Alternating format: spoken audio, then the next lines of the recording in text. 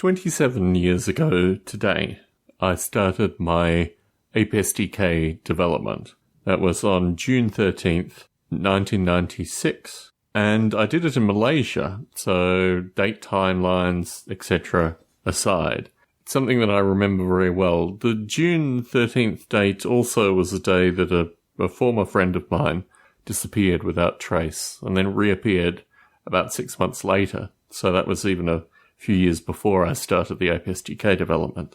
So anyway, I'm currently working on 3 books, and I thought to myself that this is probably the opportunity to work on this because I don't see myself in a situation to work on these kind of books in the future. And I'm paying a little bit of money to a friend of mine who's a graphic designer to do some work with regards to creating these books, and they already exist. I mean, I've already put them up as free PDF downloads, and, well, 2 of them haven't had that. Well, 1 of them hasn't had that. But anyway, so the 3 books are primarily adventure. Well, 2 of them, let me say, are adventure stories. I'm sorry I'm so hesitant with regards to describing this thing, but I just actually have to physically think in my mind associated with what I'm saying as I say it. So I'm in 2 minds. I don't know how people get to this podcast. I don't know how people end up being a subscriber to this podcast, what their background is, what their background interests are. And I'm somewhat hesitant to editorialize too much these 3 books because I've talked about them in My Rules Better, and I've talked about them elsewhere. I've even probably talked about them in this podcast periodically. And I don't want this thing to be a thing where every year I have 3 books that I want to run with.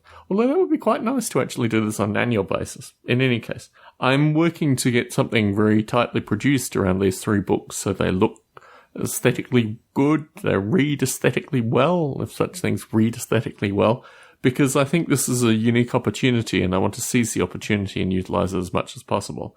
I don't really know how to decompress 27 years of the Ape SDK development. This is something that's been known as 3 separate names through its development time.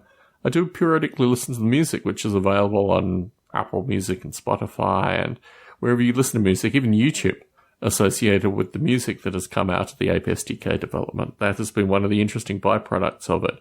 And so, if you have a moment, if you want to put my name into the favourite streaming music player of choice and play some music that has come from this thing, that's probably the way I would remember the past 27 years. Tom Barbalet in Las Vegas, Nevada, signing out.